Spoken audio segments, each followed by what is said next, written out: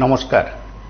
বেশ কয়েকদিন পরিস্থিতি দেখে অবশেষে মুখ খুললেন মন্ত্রী বিকাশ দেববর্মা।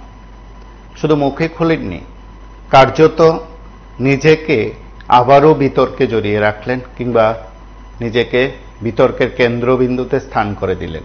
কারণ কয়েকটি বিষয় তিনি যেভাবে উল্লেখ করেছেন, ঠিক সেভাবে একজন মন্ত্রী হয়ে মহাকরণে বসে তার উল্লেখ করতে গেলে যে কয়েকটি নিয়ম কানুন মানতে হয়, তিনি তা মেনেছেন কিনা সেটা তিনি ভালো জানেন, কারণ তিনি শপথ গ্রহণ করে মন্ত্রিত্বর দায়িত্ব নিয়েছেন।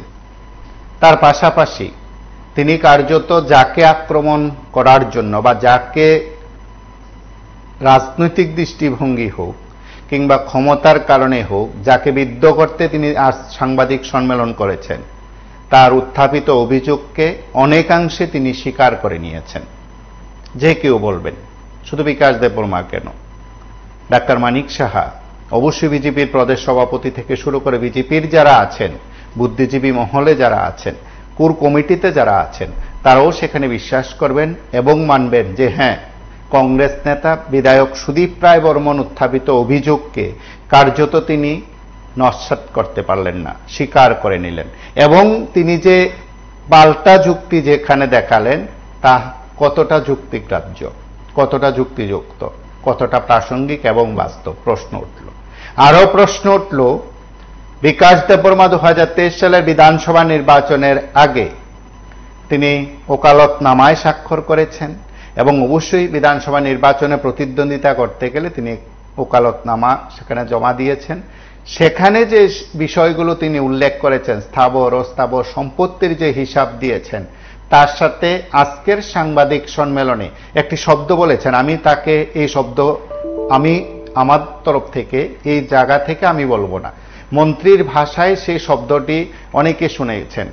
সেদিক থেকে বলা যেতে পারে তিনি গরিব নন, অর্থনৈতিকভাবে দুর্বল নন, সবল, এবং বলা যায় আর্থিকভাবে তিনি প্রভাবশালী। তাহলে প্রশ্ন উঠল, ওকালতনামায় এত কিছু উল্লেখ নেই কেন? সেদিক থেকে আপনাদের প্রত্যেকের কাছে আমরা বিষয়টি উপস্থাপন করলাম এবং আপনারা ইতিমধ্যে বুঝে গেছেন, জেনে গেছেন যে বিধানসভায় সুদীপ রায় বর্মন যে অভিযোগগুলো করেছেন, কার্যত অনেকদিন পর সেই অভিযোগের ভিত্তিতে বলা যেতে পারে আজ জবাব দিয়েছেন। যদিও বিধানসভার অধিবেশনে বিকাশ দেববর্মা কিছুটা বলতে চাইলে ট্রেজারি বেঞ্চ থেকে অন্যান্য মন্ত্রীরা তাকে বারণ করেছেন। কেন বারণ করেছেন আমাদের জানা নেই, এবং হয়তো সুদীপ রায় বর্মন আরো একাধিক নাম জড়িয়ে কিছু বলতে পারেন, সেই কারণে হয়তো তাকে বারণ করে দেওয়া হয়েছে কিছু বলার জন্য। আরো বেশি অবাক করে দিয়েছিল, বিজেপির প্রদেশ নেতৃত্ব বিষয়গুলো নিয়ে মুখ খোলেননি। এই বিষয়টা বারবার প্রশ্ন উঠছিল। মাত্র কয়েক ঘন্টা আগে, বলতে পারেন আজ, প্রতিবাদী কলমের একটি সংবাদে একেবারে স্পষ্টভাবে উল্লেখ ছিল যে কুশাভা ভবনে নীরবতা পালন করা হচ্ছে। তারপর প্রাসঙ্গিক কয়েকটি বিষয়কে অন্যভাবে পরিবেশন করে নিজেদের অবস্থান স্পষ্ট করলেন বিজেপির প্রদেশ সভাপতি রাজীব ভট্টাচার্য। তখন সরাসরি বিকাশ দেববর্মার বিষয়টি না বললেও তিনি বলেছেন, বা বিজেপির প্রদেশ সভাপতি বলেছেন, যে বিকাশ দেববর্মাকে নিয়ে যারা সমালোচনা করছেন তাদের আমল কেমন ছিল, দারুণ, রাজনৈতিক দৃষ্টিভঙ্গিতে আক্রমণাত্মক ভূমিকায় থাকবে, সেটা প্রত্যেক নেতৃত্ব থাকবে, সেটা প্রাসঙ্গিক। অর্থাৎ সুদীপ রায় বর্মনের কংগ্রেস এবং সেই সময় কংগ্রেস TUJS পরিচালিত 1988 থেকে 93 সরকারটা কেমন ছিল, জোট সরকার কেমন ছিল, তাই মূলত বুঝিয়েছেন। তারপরের বামফ্রন্ট সরকার আমল তো বুঝিয়েছে। অর্থাৎ সেই সময় কেলেঙ্কারির কথা উত্থাপন করে বর্তমানে সুদীপ রায় বর্মনের যে অভিযোগ, তাকে কার্যত খণ্ডনে শুধু করেননি, পাল্টা রাজনৈতিক জবাব দিয়েছেন রাজীব ভট্টাচার্যরা। তারা সাংবাদিক সম্মেলনে কথা বলছিলেন। তারপর আরো একটি একান্ত সাক্ষাৎকারে বিজেপির প্রদেশ সাধারণ সম্পাদক ভগবান চন্দ্র দাস মূলত বিকাশ দেববর্মার বিরুদ্ধে উত্থাপিত কিংবা যে প্রাসঙ্গিক আলোচনা, তার জবাব দিয়েছেন। আমরা শুরুতেই কংগ্রেস নেতা সুদীপ রায় বর্মনের একটা বক্তব্য শুনি। তিনি PV24 এর সঙ্গে আজ কথা বলেছেন। কি বলেছেন একবার শুনুন। বিকাশবাবুকে জিজ্ঞেস করবেন যে কোনটা ওনার সত্য, আজকে যে সাংবাদিক সম্মেলন করলেন এটা সত্য, নাকি 1.5 বছর আগে ইলেকশন কমিশনের যে নির্বাচনে হলফনামা দিতে হয় ওই হলফনামার বিবরণটা সত্য। তার স্থাবর অস্থাবর সম্পত্তির পরিমাণটা কি ছিল, আমার অনুরোধ থাকবে আপনি দয়া করে সেটা উল্লেখ করবেন, এবং 1.5 বছরে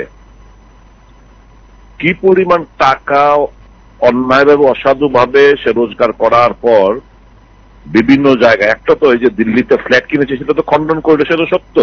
এবং উনি বলতে গিয়ে বলেছেন যে আমি তো কম বলেছি, হ্যাঁ আমার কাছে সবটা খবর নাও থাকতে পারে, আমার কাছে যে কটা খবর ছিল আমি সেগুলোই উত্থাপন করেছি, এবং আমি ধন্যবাদ জানাবো উনি স্বীকার করেছেন এর থেকে অনেক বেশি। কাজেই পরিষ্কারভাবে বোঝা যাচ্ছে যে সরকারের থাকার প্রেক্ষিতে সরকারের মন্ত্রী হিসাবে নানা অসাধু রাস্তায় অর্থ উপার্জন করে সে ওনার নিজের নামে, ওনার স্ত্রীর নামে, ছেলের নামে প্রচুর সম্পত্তির একটা অ্যাকুমুলেট করেছেন। কাজেই এই মুখ্যমন্ত্রীর কাছে এখন আমার প্রশ্ন, মহাকরণে বসে সাংবাদিক সম্মেলন করেছেন, মুখ্যমন্ত্রী দয়া করে হলফনামাটা একটু দেখুন, আর বর্তমানে ওর স্থাবর অস্থাবর সম্পত্তির পরিমাণটা দেখুন। ও নিজেই স্বীকার করছে। কি ব্যবস্থা নেবেন সো কল স্বচ্ছ মুখ্যমন্ত্রী? আমি জিজ্ঞেস করতে চাই, এই সমস্ত চোর ডাকাতদের রেখে ত্রিপুরা 12টা বাজাতে চাইছেন, আপনি কি আর ব্যবস্থা নেবেন? আপনি জানা সত্ত্বেও কোনো ব্যবস্থা আপনি নেবেন না, নিচ্ছেন না। যে man is known by the company he keeps. আপনি কিরকম মুখ্যমন্ত্রী যে মানুষ আরো দিনে দিনে বুঝবে। আপনি বিধানসভার ভেতর কিংবা বাইরে কংগ্রেস ভবনে যে সাংবাদিক সম্মেলন করেছেন, যে বক্তব্য আপনি রেখেছেন, সেই বক্তব্য কি আপনি অনড় আছেন? আমি কি বক্তব্য রেখেছি? আমার বক্তব্যটাতে বিকাশবাবু তো সমর্থন, হ্যাঁ একটা জায়গায় আমার ইনফরমেশন গ্যাপ ছিল, I stand two B collected, সেদিনই বলেছি I stand two B collected. ওই অ্যাডভাইজার চুমুনির ইলালোদের বাড়িটা, এটা উনি গেছিলেন কিনতে, 3-4 বার গেছিলেন কিনতে, তো আরেকজন এটা না উনি কিনতে কেনা হয়নি, আরেকজন কিনে নিয়েছেন, কিন্তু 3-4 বার গেছিলেন বলে একটা আমাদের মধ্যে একটা দৃঢ় বিশ্বাস ছিল ওরই সম্পত্তি সেটা। ওই জায়গাটা ছাড়া একটা জায়গা ও তো নিজেই বললেন যে সুধীরবাবু কমই বলেছেন, তো আমারটা তো ওই স্বীকার করে নিচ্ছে, আমার অভিযোগ তো ওই নিজেই স্বীকার করে নিচ্ছে। কাজেই সরকারের মন্ত্রী হিসাবে মানে চুরি দাঁড়ি করে বা চোরের মায়ের বড় গলার মতো তার আচরণ। সেদিক থেকে কংগ্রেস কি বিষয়গুলো নিয়ে জনমত তৈরি করার ক্ষেত্রে আন্দোলন করা, মানুষকে নিয়ে সংঘবদ্ধভাবে কর্মসূচি সংগঠিত করা, সেদিকে কি এগুচ্ছে? বিধানসভার ভেতরে মুখ্যমন্ত্রীর সামনে মুখ্যমন্ত্রীকে আমরা জানিয়েছি মুখ্যমন্ত্রী প্রয়োজনীয় ব্যবস্থা নেবেন, আমাদের দাবি ছিল, এবং মুখ্যমন্ত্রী ব্যবস্থা নেবেন কিনা নেবেন এটা তো ওনাদের প্রেরোগেটিভ, এটা তো আমি জোর করে বাধ্য করতে পারি না। তবে গণতন্ত্রের শেষ কথা জনগণই বলে, জনগণ সব দেখছে বুঝছে, হ্যাঁ নিশ্চয়ই জনগণের আদালতেই তার বিচার হবে, সবগুলো ঘটনা বিচার হবে জনতার আদালতেই। অবশ্যই। অসংখ্য ধন্যবাদ। নমস্কার, কে বলছেন? Thank you. নমস্কার, আমি পঁচিশ থেকে বলছি। হ্যাঁ বলুন। বিকাশ দেবেন না, বিকাশ না, পাড়াতে তেমনি তো মন্ত্রী ছিলেন তেমনি বিকাশ হচ্ছে। পাড়াতে যদি আপনার একটা নেতা থাকেন, ওনার যে পরিমাণ ইনকাম, মনে করেন কিষাণ মোর্চা সভাপতি, যুব মোর্চা রাজ্য কমিটির সদস্য থেকে শুরু করি পাড়ার মন্ডল নেতা পর্যন্ত যে পরিমাণ টাকা কামিয়েছেন সেগুলি বলা শেষ করা যাবে না। এরা কোনো ইনকাম নেই, শুধু নেগোসিয়েশন মানে যে পরিমাণ টাকা কামিয়েছেন এগুলি বলা শেষ করা যাবে না। গভর্নমেন্টের বিগত 7 বছরে উন্নয়ন তাদের হয়েছে, অথচ কর্মচারী থেকে শুরু করি সাধারণ মানুষের জীবন নিয়ে নাজেহাল অবস্থা। এখন বিভিন্ন জিনিসপত্রের যে পরিমাণ দাম সৃষ্টি হয়েছে, বন্যা, মানুষের ক্ষয়ক্ষতি, তাদের ব্যাপারে কোনো আলোচনা নেই। আপনার টিভি সাউন্ডটা বন্ধ করে কথা বলুন, আরো ভালো শোনা যাবে। আমরা কয়েকটি বিষয় যখন উত্থাপন করি তার সঙ্গে অবশ্যই বক্তব্য, যুক্তি সবকিছু থাকবে। আপনারা কথা বলবেন, আপনাদের নিয়ে হচ্ছে এই অনুষ্ঠান। এবং আপনাদের মধ্যে অনেকেই বিভিন্ন সময় জানতে চেয়েছেন যে বিজেপির নেতৃত্ব বিষয়গুলো নিয়ে কথা বলছেন না কেন। নমস্কার, কে বলছেন? হ্যালো, হ্যাঁ বলুন। আমি আগরতলা থেকে বলছি।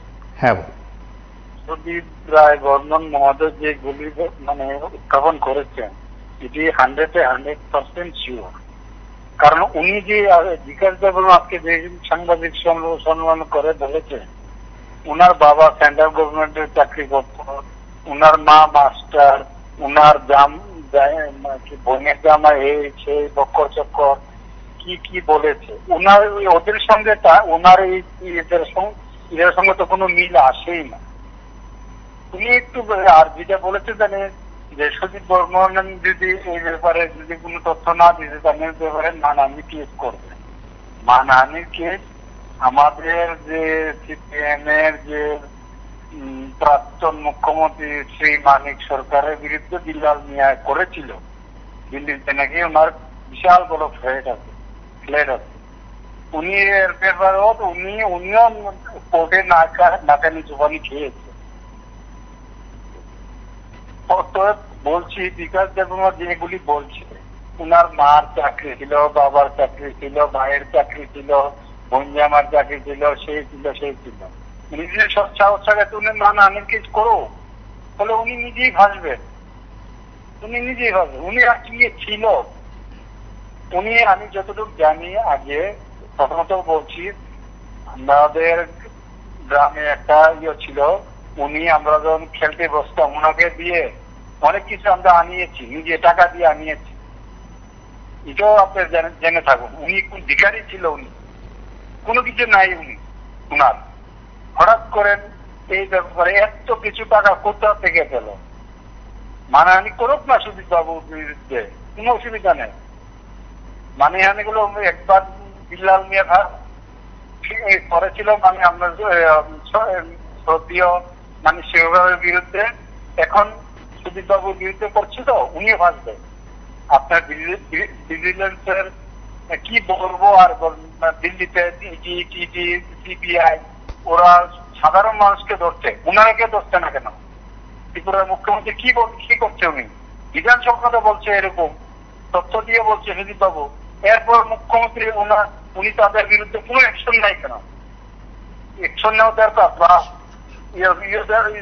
তদন্ত করা দরকার। না হলে সুদীপ বাবুর বিরুদ্ধে অ্যাকশন হবে, ঠিক আছে, মুখ্যমন্ত্রী নিজে করো, এটা তদন্ত করো। যদি সব সাহস থাকে মুখ্যমন্ত্রীর, উনারও মনে হচ্ছে, আমার মনে কোনো তদন্ততে যদি করে প্রত্যেকটা বিধায়ক ভাসবে, প্রত্যেকটা বিধায়ক, রানীবাজারের বিধায়ক বিরানি। আমরা একবার শুনি বিজেপির প্রদেশ সাধারণ সম্পাদক ভগবান চন্দ্র দাস কি প্রতিক্রিয়া কি বলেছেন। অ্যাকচুয়ালি সেই বিষয় নিয়ে যদি আমাকে বলতেই হয়, আমি নমস্কার, কে বলছেন? বলার হ্যাঁ বলুন।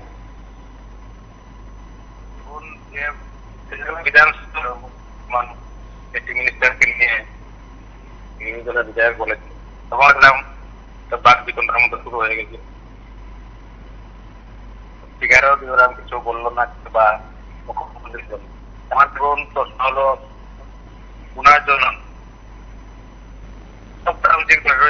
অধিকাংশ নেতা আছে, অধিকাংশ জনপ্রতিনিধি আছে, মানে কি বলবো, অবৈধ ভাবে রুজি করে, অবৈধ কামানি করে। কারণ আমরা তো পাবলিক, আমরা তো জানি, আমরাই ওনাদেরকে জনপ্রতিনিধি বানাই। ওনাদেরকে যে মানে হয় সন্দেহ লাগে। কিন্তু দেখবেন বিধানসভা হোক, লোকসভায় হোক, মানে আইনসভাগুলি আছে, দেখবেন বিরোধী হোক দেখবেন তো এরকম মানে আইন বানানোর জন্য বিধানসভায় উত্থাপন হয় না। এটা তো জানি আমরা, হলফনামা দিতে হয়, এফিডেভিট দিতে হয়, স্থাবর অস্থাবর কত টাকা হয় না, রেশন কার্ড আছে দিতে হয়। কিন্তু আইন করা যায়, কারণ ওনারা জনপ্রতিনিধি, জনগণের ভোট দিয়ে নিয়ে আমাদের পরীক্ষা দিয়ে জনগণের কাছে জবাব দিতে বাধ্য ওরা। আমাদের টাকায় ওনারা কিন্তু মানে চুরাশি মিলে চলে, ওনারা চলে।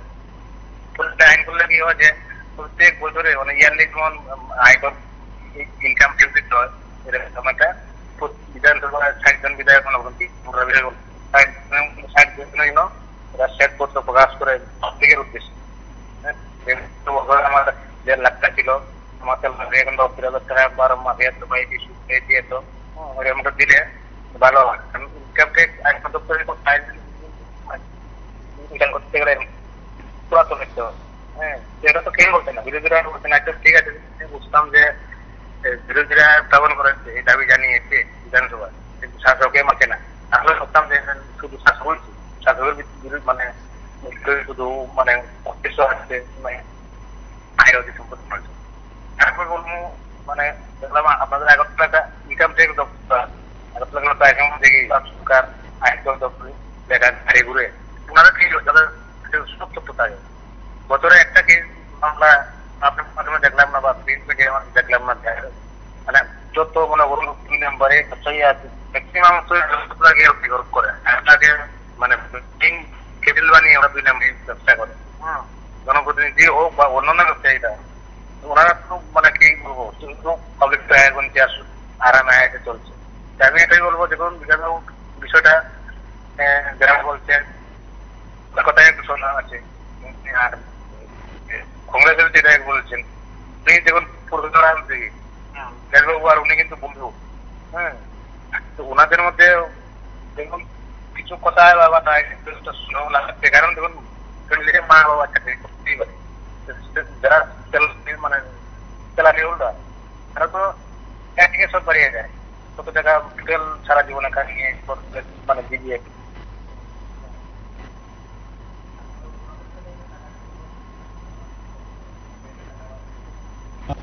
বলার অনেক বিষয় আছে, কিন্তু আজকে আমাদের মাননীয় রাজ্য সভাপতি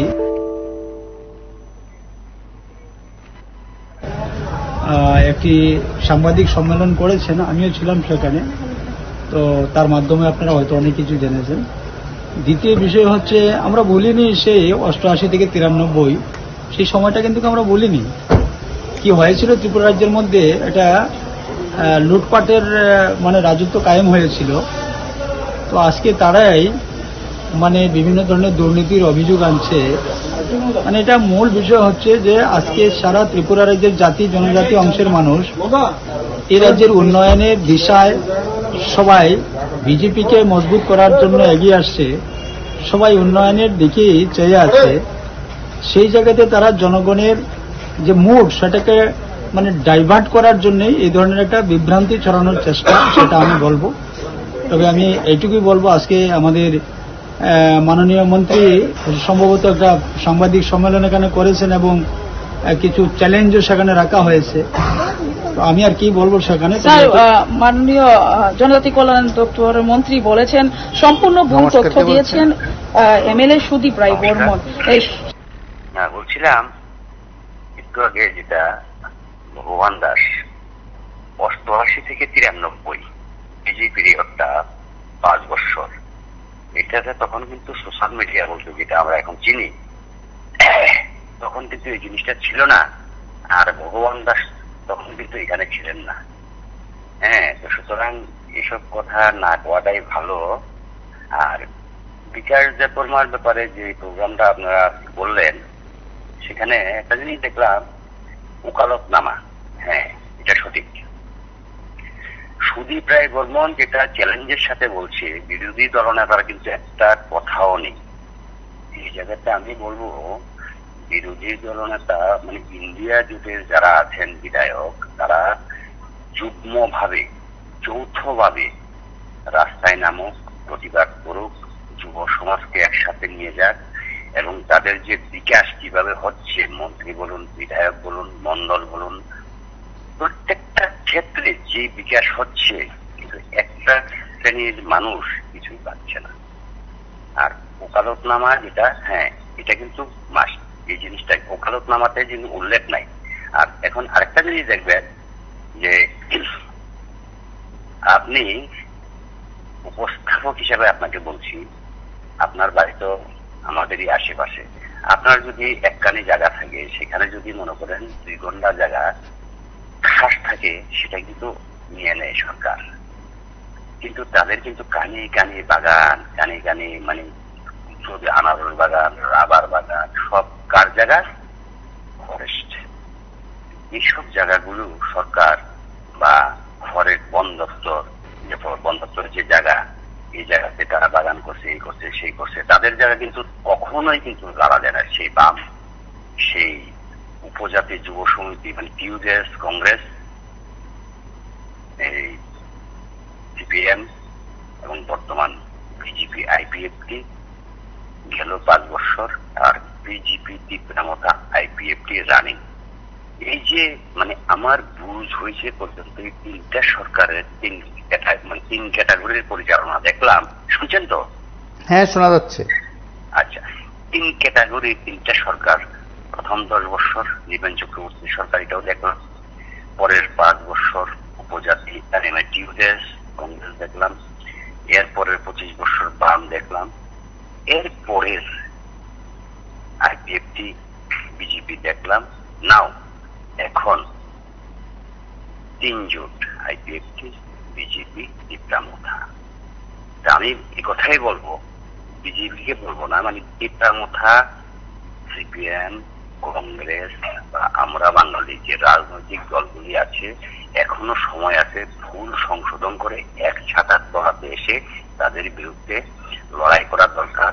আর ভগবান দাসকে বলবো, এভাবে বিজ্ঞ বা বিজ্ঞতম ভাবে এভাবে কথাবার্তা না বললেই মনে হয় ভালো হয়। যেটা সুশান্ত চৌধুরী দুদিন পর পর যেটা করেন, এই জিনিসটা না করলে মনে হয় ভালো হয় আর কি।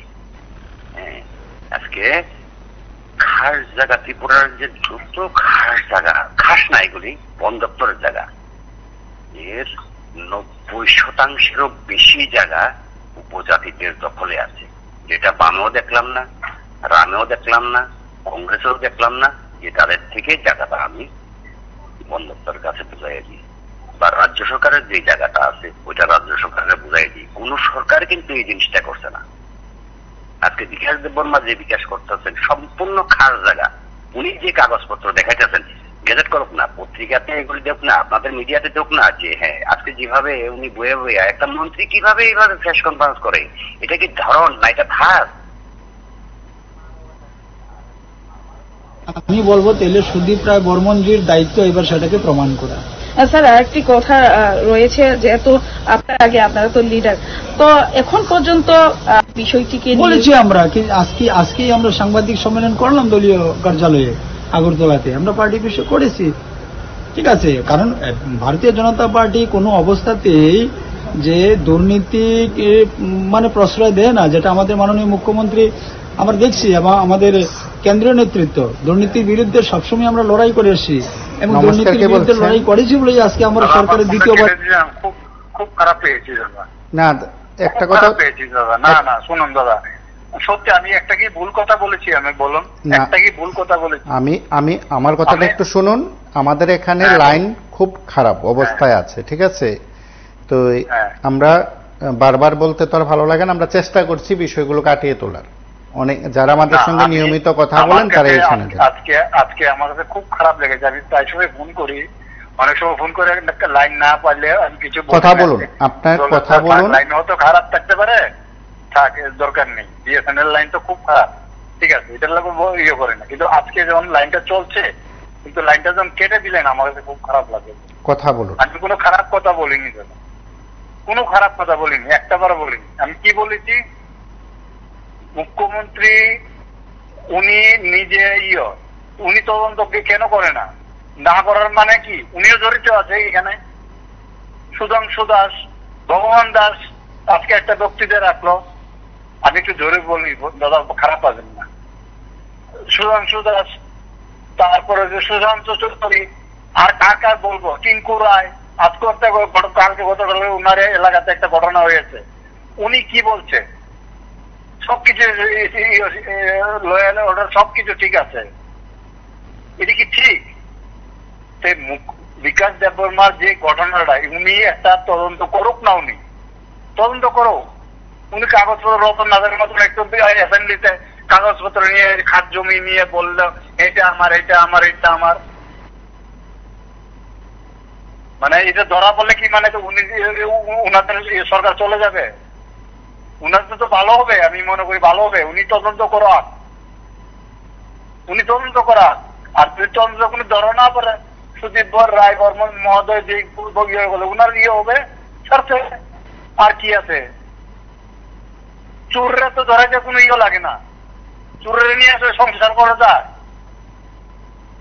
দাওয়াতের সংসার চলছে এটা এখানে মন্দির ত্রিপুরাতে। পার্টি অফিসে ভাঙচুর, পার্টি কর্মীদের বাড়িতে ভাঙচুর, এর ব্যাপারে কোনো নাই। সাংবাদিকের উপরে আক্রমণ হচ্ছে, দেখে নেব, এটা মানবো না।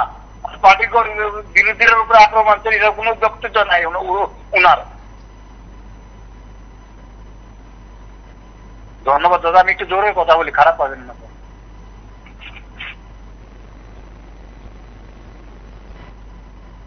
আমরা সরকারের দ্বিতীয়বারের জন্য এসেছি, সুতরাং নমস্কার, কে বলছেন?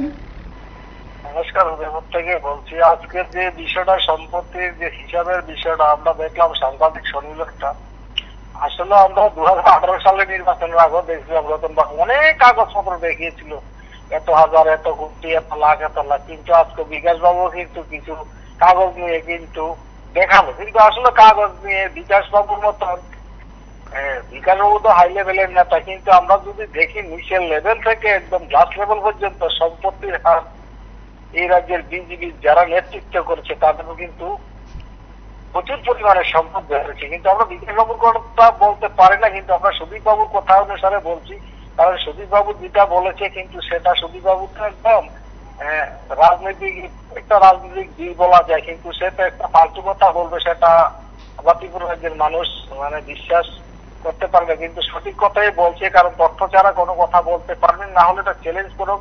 কিন্তু সাধারণত বিষয় হলো যারা নিচের লেভেলে রয়েছে, যারা এই রাজ্যের বিজেপির নেতৃত্ব করেছে, তারা এই 6 বছরে প্রচুর টাকার মালিক হইলো, বাড়ি বিল্ডিং হয়ে গেল, বাড়ি গাড়ি কিনে কিনল, অনেক কিছু করেছে। কিন্তু শুধু বিকাশ বাবু না, কিন্তু একদম নিচের লেভেল মন্ডল থেকে পঞ্চায়েত লেভেল পর্যন্ত যারা 5 বছরের জন্য হলো, 6 বছর, 7 বছরে হলো। কিন্তু আসলে এই রাজ্যের সরকারের বিজেপি নেতৃত্বরা অভিনয় নাটকের মধ্যে খুবই ভালো, কারণ আমরা দেখি তারা যখন মিছিলে করে নাচতেও পারে, গাইতেও পারে, কিন্তু আসলে ত্রিপুরা রাজ্যের মানুষের ধোঁকা দিতে যে পরিমাণে ধোঁকা দিয়েছে, সাধারণ মানুষকে বেকারের সাথেও ধোঁকা চলছে, অঙ্গনওয়াড়ির সাথে ধোঁকা চলছে, ত্রিপুরা রাজ্যের সন্ত্রাস চলছে, ভাঙচুর চলছে, ধর্ষণ চলছে, কিন্তু কোনো বিচার হচ্ছে না। কিন্তু এই রাজ্যের প্রশাসন কোনো ভূমিকা গ্রহণ করতে পারছে না, এখন পর্যন্ত আমরা দেখি না।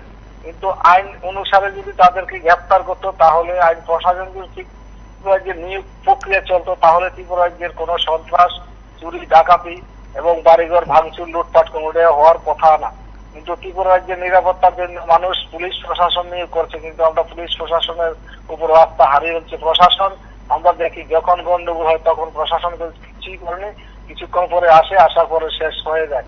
তো আসলে আমরা চাই ত্রিপুরা রাজ্যের সরকার এই ভূমিকা গ্রহণ করছে এবং বেকার কর্মচারী যারা শ্রমজীবী মানুষের সবাই সাথে কাজ করুক, কারণ 6-7 বছর হয়ে যাচ্ছে, কোনো কাজই হলো না এখন পর্যন্ত। গ্রামে গঞ্জে বন্যা কবলিত এলাকাগুলি যে দুর্দশার মধ্যে পড়ে রয়েছে, কিন্তু এখন পর্যন্ত তাদের সহায়তার কোনো আশ্বাসও দিতে পারেনি। কিন্তু সমস্ত এনজিও আন্ডারের মাধ্যমে সারা ত্রিপুরা রাজ্যের বন্যা ক্ষতিগ্রস্তের মানুষের পাশে দাঁড়িয়েছে, সরকারও দাঁড়িয়েছে। আমরা চাই সরকার যেসব ক্ষতিগ্রস্ত পরিবারগুলা বাড়িঘর সর্বহারা হয়েছে, যার মাটাওয়াল তারা ভেঙে পড়ে গিয়েছে এবং অনেক হাজার হাজার পরিমাণে মানুষের ক্ষতি হয়েছে, বাড়িঘর বিহীন হয়েছে, তাদেরকে ভূমিকা গ্রহণ করুক। এই ত্রিপুরা রাজ্যের সন্ত্রাস অবিলম্বে ত্রিপুরা রাজ্যের সরকার, আমাদের রাজ্যের মাননীয় মুখ্যমন্ত্রী হচ্ছে আবেদন করব, অবিলম্বে এই সন্ত্রাস এবং ধর্ষণের হারটা ত্রিপুরা রাজ্যে অবিলম্বে যাতে কমাতে পারে, সেদিকে মানুষের নিরাপত্তা ব্যবস্থা জোরদার করতে পারে।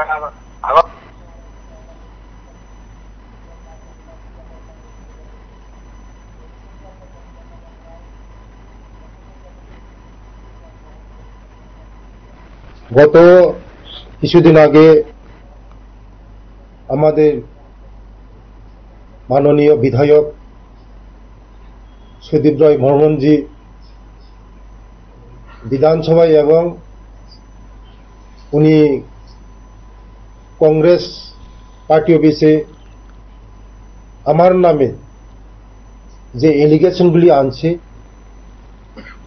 প্রথম এলিগেশন আনছে যে নমস্কার, কে বলছেন? স্বর্গীয় ডাক্তার ইলালুর। নমস্কার। হ্যাঁ বলুন। হ্যালো। হ্যাঁ বলুন। আজকে একটি নিউজ চ্যানেল দেখলাম, বিকাশ দেববর্মার যে সাংবাদিক সম্মেলন দেখলাম, উনি যে বাড়িটা করেছে বর্মুয়াতে, তিনটি বিল্ডিং একসঙ্গে কাজ চলছে। উনি বললো, সুদীপ রায় বর্মন যে কথাটা বললো এ মিথ্যে কথা, কিন্তু ঘটনা হচ্ছে উনি বললো যে এই সম্পত্তিটা পুরাটা ওনার মিসেসের, ওনার নামে না। কিন্তু ওনার মিসেস কি কোন শিল্পপতি যে তিনটি বিল্ডিং এর সঙ্গে কাজ চলছে? উনি টাকাটা নিয়ে তো ওনার মিসেস নামে রেখেছে। এইটি তো প্রতি বছর যে আপনার ট্যাক্স ফাইল করে, এই ফাইলই তো ধরা পড়বে। হিসাব করুক না, 1.5 বছর আগে কত টাকা ছিল, 4 বছর আগে কত টাকা ছিল, এটি হিসাব টান দিলে আসবে। ওনার মিসেস কি করে, কি পয়সা রুজি করে, এত টাকা পাইল কোথায়, ধরা পড়বে। এখন আপনি ওই সৎগিরি আলাদা কাজ হবে না। ভগবান দাসের কথাটাও শুনলাম, ওনার ছেলে কি করেছিল কিছুদিন আগে, একটা ঘটনা। হ্যাঁ, সব চুরের দল চলছে, সারাটা কি বলেছে, বেকারত্ব, মানুষের হাহা করছে, মানুষের কাজ নেই, কর্ম নেই, রুজি নেই, আর আপনারা খালি লুটছেন। মানুষ একদিন জবাব দিবে, আপনাদেরকে বিশ্বাস করেছিল, এটা জবাব দিবে, জবাব পাবেন আপনারা। আপনারা এই চেষ্টা দিতে হবে। নমস্কার।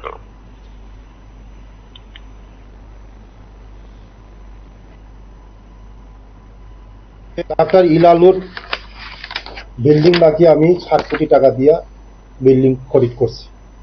নমস্কার, কে বলছেন? আমি মাননীয় বিধায়ককে। নমস্কার, আগরতলা থেকে বলছি। হ্যাঁ বলুন। দেখুন, আমার মনে হয় এখানে সিবিআই আর সরকারের একটা যোগ সাজসাথী, যেই কারণে বিকাশ দেববর্মার বিধানসভায় কথা হওয়া, বিধানসভায় অভিযোগ করা একজন বিরোধী দলের বিধায়কের এই আলোচনা শুনে সিবিআই কেন বিকাশ দেববর্মাকে এখন পর্যন্ত গ্রেফতার করে নাই। কারণ এখানে দেখা গেছে একই দেশে দিল্লির মুখ্যমন্ত্রী অরবিন্দ কেজরিওয়ালকে গ্রেফতার করেছে, উনি হয়তো গতকাল ছাড়া পেয়েছেন। এই তাদের মন্ত্রীদের কেন গ্রেফতার করা হয় না? এইটা কোন প্রশ্রয়? গ্রেফতার করে যদি নির্দোষ হয় ছাড়া পেয়ে যাবে, অভিযোগ তো করতেই পারে, আমরা অভিযোগ করতে পারি। কারণ আমি এখনই অভিযোগ করছি, যদি কোনোদিন সরকার পরিবর্তন হয়, আমাদের আগামী দিনে সরকারের কাছে দাবি থাকবে, এই সরকারের, বিজেপি সরকারের যত দুর্নীতি আছে আগে তদন্ত করা হোক, টাকা পয়সা আনা হোক, তারপরে এই টাকা দিয়ে যাতে বেকারদের কর্মসংস্থানের ব্যবস্থা করা হয়, এটা প্রয়োজন। অনেক কিছু আছে, তারা যা খুশি তা করছে। প্রধানমন্ত্রী সুপ্রিম কোর্টের বিচারপতির বাড়িতে যায় আরতি করতে, এটা আমার মনে হয় প্রধানমন্ত্রী জানে না কোথায় কি করতে হয়, কোথায় যেতে হয়। নিমন্ত্রণ করলে সব জায়গায় যাওয়া যায়নি। এই যে একটা অবস্থা চলছে ভারতবর্ষে, ওরা চায় ওদেরই সরকার থাকুক আর গণতন্ত্র ধ্বংস হয়ে যাক, লুটে পুটে খাক ওরাই, আর সব শেষ হোক। এটাই আমার বক্তব্য। নমস্কার।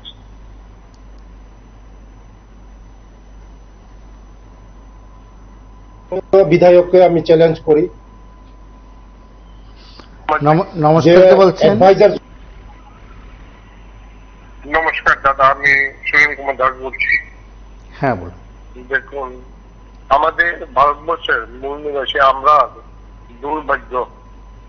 ভারতবর্ষে আমরা বুঝতেছি যে আমরা ভারতবর্ষটা আমরা জন্ম নিয়ে আমরা দুর্ভাগ্যের মধ্যে জন্ম নিয়েছি। ভারতবর্ষে একমাত্র লাভবান নেতারা কিরকম লাভবান আপনি দেখেন, গীতা গ্রন্থ নানান কিছু শুয়ে তারা ক্রীড়াঘাটে মানুষের কাজ করব, গীতা গ্রন্থ শুয়ে শুইয়া কিরা খাইতো, তারা ধন সম্পত্তির অভাব নাই, বেদর্মী কাজ করে। তো কেন এই বেদর্মী কাজ করলি করে, এই দলে এই দলরে দোষারোপ করে, এই দলে এই দলরে দোষারোপ করে। কিন্তু দেখা গেল এখন সিপিএম সরকার এই যে মনুবাদীর পালিত কুকিং বা যাই বলেন, ওরা চুপ। সবে মিললে নরেন্দ্র মোদীরে ধরতে পারে। নরেন্দ্র মোদী কি ভারতবর্ষে শুধু চুরি দেয় কি লালু প্রসাদ কেন জেলে যাইব, কেজরিওয়াল কেন যাইব, হেমন্ত সোরেন উত্তর ঝাড়খণ্ডে কেন তারা জেলে যাইব? জেলে জেলে সব চলে যাওয়ার দরকার। রতন নাথ এত কোটি টাকার মালিক কি করে হইল? আজকে বিকাশ দেববর্মা, কালকে তদন্ত করলে দেখা যাবে মানিক সরকার বা বিভিন্ন যারা আছে সবাই এদের মধ্যে থাকি। তাহলে কি শুধু ভারতবর্ষে অপরাধী 3 জন হইল? প্রত্যেকের জন্য তো শাস্তি হওয়া দরকার। তাহলে গণতন্ত্রে তারা কিভাবে ধ্বংস করতে হবে? সব কুকিল হয়ে বই হয়েছে। মানে শুধু আমরা শোনা এ সুর এ সুর, এ সম্পত্তি বেশি, এর সম্পত্তি বেশি। তো তোমরা শিখি দেন নরেন্দ্র মোদীরে যে তুমি যদি বিহারের মুখ্যমন্ত্রী অ্যারেস্ট করতে পারো, দিল্লির মুখ্যমন্ত্রী অ্যারেস্ট করতে পারো, ঝাড়খণ্ডের মুখ্যমন্ত্রী অ্যারেস্ট করতে পারো, তাহলে তুমি ত্রিপুরা রাজ্যের দোয়া তুলসী পাতা। সবচেয়ে বড় কথা হলো ইমার্জেন্সি আমরা ভারতবর্ষে খুব দরকার, ইমার্জেন্সির দরকার। এবং এটি লিস্ট বানান দরকার আমরা, যে এরার বিরুদ্ধে মিলিটারি শাসন মাধ্যমে তাদের সহায়তা করা হোক, এই দাবি তোলা দরকার। তাহলে আমরা হয়তো এই পাপের থেকে, তাদের যে পাপ, তাদের পাপের থেকে আমরা মুক্তি পাবো। তারা পাপ কামে ত্রিপুরা রাজ্য না সারা ভারতবর্ষের ছায়া লেগেছে। কোর্টে পর্যন্ত গীতা গ্রন্থ মিশা কথা কয়, কারণ আমরা বেশি ভগবান মানি। এই ভগবান মাননের কারণে এই যে মনোবাদী RSS আপনি দেখেন, আরো উপমা দিয়া কই, অনুকূল ঠাকুর, রাম ঠাকুর, ওই হেমুক ঠাকুর, তেমুক ঠাকুর, তারা সম্পত্তি কোথায় আছে জানেননি? ত্রিপুরা রাজ্যে অনুকূল ঠাকুর 350-400 আশ্রম, এক একটা আশ্রমের ভ্যালু আছে 5 কোটি 10 কোটি টাকা করে এক একটা ভ্যালু। আপনি চিন্তা করতে পারেন তারা কি পর্যন্ত এই ইয়ে করে তারা এই ধন দৌলত জমাইত আছে। পরমানন্দের নামে কোতলি স্কুল, রামকৃষ্ণের নামে কোতলি স্কুল। তাহলে আমরা ধর্মের দেশে এত বেধর্মী কি করে তারা এত এই কাজগুলি করতেছে? আমরা বিক্ষোভ বানায় যাচ্ছে, আর ধর্মের নামে আমরা বিক্ষোভ বানায় তারা দেশটা লুটতেছে। এদের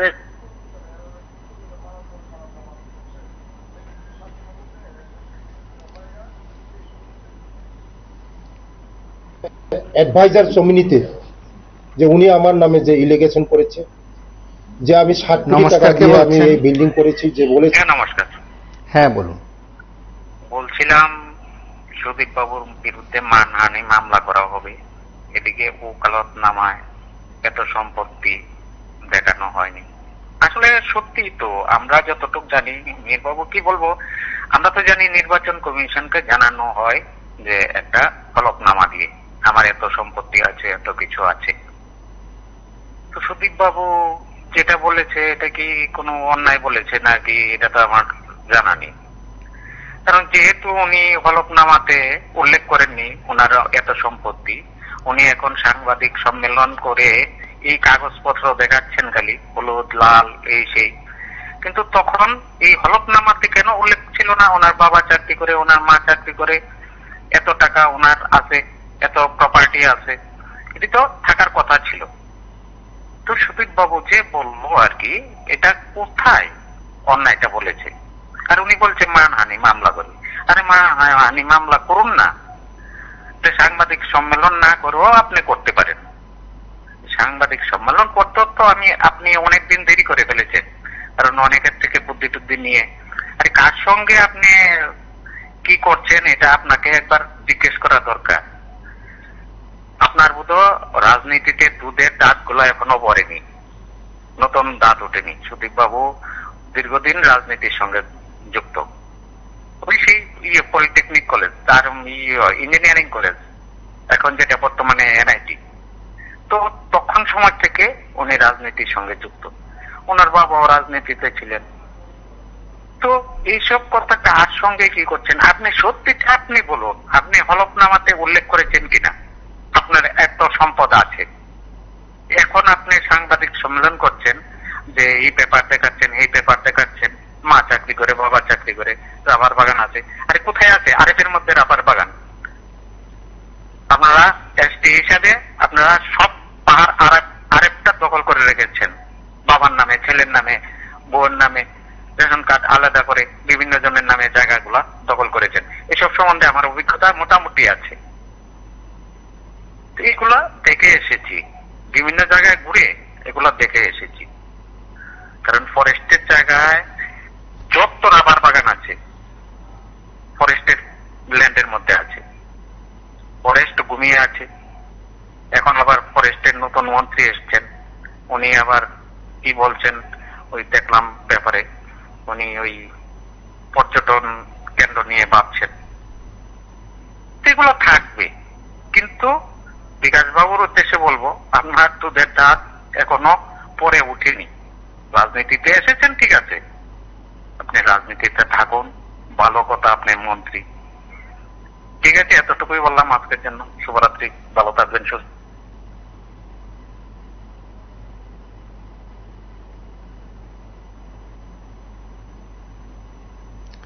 নমস্কার, কে বলছেন? নমস্কার। আজকের এই বিকাশ মাননীয় মন্ত্রী বিকাশ দেববর্মার ব্যাপারে যে কথাটা হচ্ছে, এটা একটা কথা মনে হয়েছে আমার। বিগত 25 বছর সরকারের মাননীয় মুখ্যমন্ত্রী মানিক সরকারের বিরুদ্ধে দিল্লি না কলকাতাতে কত তারা ফ্ল্যাট ছিল বলে আমাদের বর্তমানের বিদ্যুৎ মন্ত্রী মাননীয় রতনলাল নাথ তখন একটা অভিযোগ তুলেছিল তৎকালীন।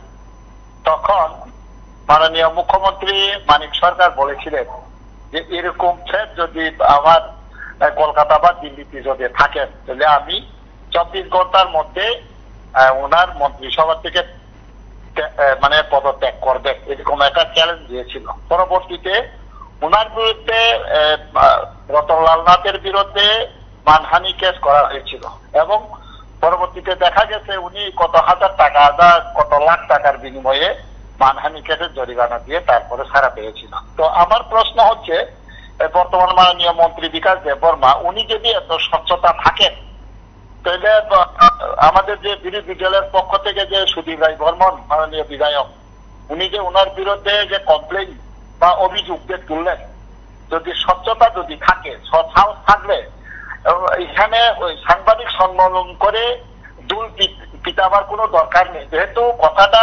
বিধানসভাতে হয়েছে, সঙ্গে সঙ্গে ওনার বিরুদ্ধে মানহানি কেস করার কর্তব্য, দেরি না করে এক্ষুনি কেস করার কর্তব্য ওনার যদি স্বচ্ছতা থাকে। আর আমাদের মাননীয় এমএলএ উনিও প্রমাণ করার দরকার বা ওনার বিরুদ্ধে আরো সিবিআই কে কমপ্লেন করার দরকার, যাহাতে ওনার বিরুদ্ধে মানে এই হোক, মানে তদন্ত হোক।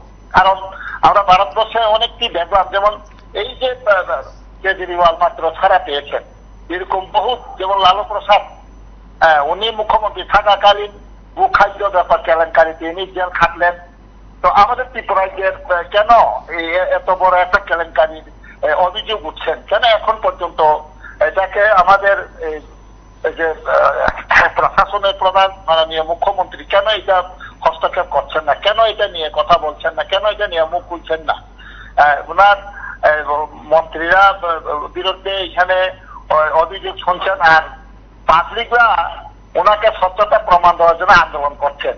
এটা বড় দুঃখের ব্যাপার। আমাদের ত্রিপুরাজ্যের মানুষ আমরা, এটা আমাদের বড় দুঃখের ব্যাপার। যাই হোক, তো আমি দাবি রাখছি যে মাননীয় মন্ত্রী অতি সত্বর আমাদের সুদীপ রায় বর্মন মাননীয় এমএলএর বিরুদ্ধে মানহানি কেস করা হোক। উনি যদি স্বচ্ছতা থাকে, যদি সৎসাহস থাকে, এটাই আমাদের ত্রিপুরাবাসীর পক্ষ থেকে, আমার ব্যক্তিগত পক্ষ থেকে এটাই আমার দাবি। নমস্কার, কে বলছেন? নমস্কার, কে বলছেন?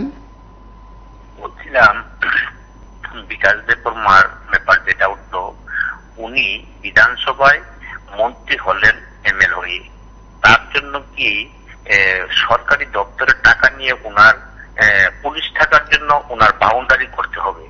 এরকম যদি সমস্ত এমএল মন্ত্রী আর পুলিশ থাকার জন্য বাউন্ডারি সরকারি কোষাগার থেকে নিয়ে করেন, তাইলে আমার তো মনে হয় জনসাধারণ সব মরে যাবে, জনসাধারণের আর কোনো কাজ হবে না। ওরা এই নিয়মটা কোত্থেকে পেল? যদি এই নিয়ম থেকেও থাকে, মাননীয় সুপ্রিম কোর্ট আমার মনে হয় এই জিনিসটা দেখার খুবই দরকার। কেন সরকারি টাকা নিয়ে এইভাবে অপব্যবহার করে তাদের বাড়ির বাউন্ডারি তৈরি করে, সরকারি কোষাগার অর্থ নষ্ট করে তাদের পুলিশ থাকার জন্য সিকিউরিটি করবে। আসলে এগুলি ভাওতাবাজি। কি নিয়ম আছে, কি নিয়মটা তারাই করেছেন। এরকম নিয়ম যদি করে, আমরা তো এতদিন শুনি নাই। হোটেলে অন্যান্য সময় মন্ত্রী ছিল, এমএল ছিল, তাদের বাড়িতে এভাবে বাউন্ডারি করে নাই, এভাবে সরকারি কোষাগার থেকে টাকা নিতে আর এই আমরা নতুন শুনলাম। এছাড়াও উনার যে আরো কত কাণ্ড কীর্তি টিভিতে দেখলাম, তারপরেও উনার বড় গলা, উনি দুর্নীতি করেননি, উনি কোটিপতি, উনি মহারাজা। আরে মহারাজা কিছু দান করেন? আপনাদের ট্রাইবের উপজাতি অংশের মানুষ তো বহুত না খেয়ে আছেন, ওদেরকে কিছু দান করেন। আপনি মহারাজা, আপনি নিজেই বলছেন। আরেক মহারাজা তব্বা দিল প্রদ্যুৎ কিশোর, সেই মহারাজাকে দেখলাম না উপজাতি অংশের মানুষদেরকে দান করতে। উপজাতি মানুষদেরকে বোকা পাইছেন আপনারা, মনো উপজাতি মা বোনদেরকে আপনারা বোকা পাইয়া তাদের সাথে আপনারা মহারাজ সাইয়া এইভাবে সরকারি অর্থ কোষাগার আপনারা নষ্ট করতেন। সেই দুই মহারাজ কিন্তু তৈরি, এক হলো বিকাশ মহারাজ, আরেক হলো প্রদ্যুৎ মহারাজ। আমার মনে হয় দুই মহারাজের কাণ্ড কীর্তি ত্রিপুরা রাজ্যের মানুষ খুব নজরে দেখা উচিত। আর ট্রাইবেল উপজাতি মা বোনদের, সরল মা বোনদেরকে বলবো, আপনারা একটু ভাবুন, আপনারা একটু চিন্তা করুন, ত্রিপুরা রাজ্যটা রসাতলে চলে যাচ্ছে। এটা কি বলার? আমরা দেখলাম কয়েকটি বিষয়ের উপর আলোচনার প্রেক্ষিতে, কয়েকদিনের আলোচনার প্রেক্ষিতে মন্ত্রীর বক্তব্য। আজ মন্ত্রী পাল্টা সেখানে যে বক্তব্য রেখেছেন বা সুদীপ রায় বর্মনের বিরুদ্ধে যে অভিযোগ তুলেছেন, সুদীপ রায় বর্মন নিশ্চয়ই রাজ্যে ফিরে হয়তো সাংবাদিক সম্মেলন করেও পাল্টা জবাব দেবে। এখন বিষয় হলো, এত সম্পত্তির মালিক বিকাশ দেববর্মা হয়ে থাকলে হলফনামায় কেন উল্লেখ করেননি? সুতরাং তার জবাব দেওয়ার দায়িত্ব মন্ত্রী বিকাশ দেববর্মারই। আজ এ পর্যন্তই। নমস্কার, শুভরাত্রি।